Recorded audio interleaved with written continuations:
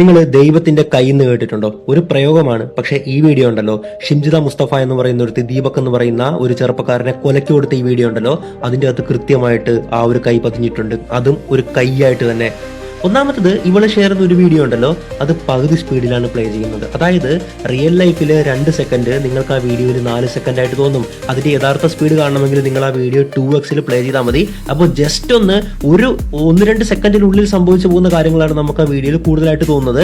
എന്തായാലും ഇവൾ ആദ്യം ഷെയർ ചെയ്ത വീഡിയോ ഉണ്ടായിരുന്നല്ലോ, ഈ ദീപക് എന്ന് പറയുന്ന വ്യക്തി ലെഫ്റ്റ് സൈഡിൽ നിൽക്കും, ഇവള് റൈറ്റ് സൈഡിലാണ് നിൽക്കുന്നത്. അതിനുശേഷമാണ് ഇവള് ലെഫ്റ്റ് സൈഡിലേക്ക് ദീപകിന്റെ അടുത്ത് പോയിട്ട് അയാളെ മനഃപൂർവ്വം മുട്ടാനൊക്കെ ശ്രമിക്കുന്നത്. അതൊക്കെ അവിടെ നിൽക്കട്ടെ. പക്ഷെ ആ വീഡിയോയിൽ ഒരു സാധനം പതിഞ്ഞിട്ടുണ്ട്. അതായത് ഈ വ്യക്തിയുടെ കയ്യിൽ ഒരു ബാഗ് ഉണ്ട്. അത് ആ വീഡിയോയിൽ വളരെ വ്യക്തമാണല്ലോ അല്ലെ?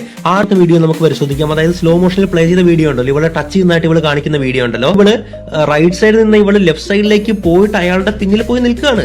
അതെന്തായാലും നിൽക്കട്ടെ. ഞാൻ പറഞ്ഞ ദൈവത്തിന്റെ കൈ എവിടെയാണെന്നോ, അതായത് നിങ്ങൾ ആ വീഡിയോ കാണുമ്പോൾ പെട്ടെന്ന് ഇവളെ ടച്ച് ചെയ്യുന്നുണ്ടല്ലോ എന്ന് നിങ്ങൾക്കും തോന്നിയേക്കാം അല്ലേ?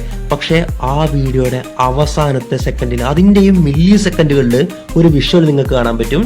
അയാളുടെ ലെഫ്റ്റ് കൈ, ആ ലെഫ്റ്റ് കൈയും ഒരേപോലെ പൊങ്ങിയിരിക്കുന്നതായിട്ട് കാണാൻ പറ്റുമല്ലേ? മറ്റൊന്നും ആയിരുന്നില്ല, അയാളെ ബാഗ് ലിഫ്റ്റ് ചെയ്തതായിരുന്നു.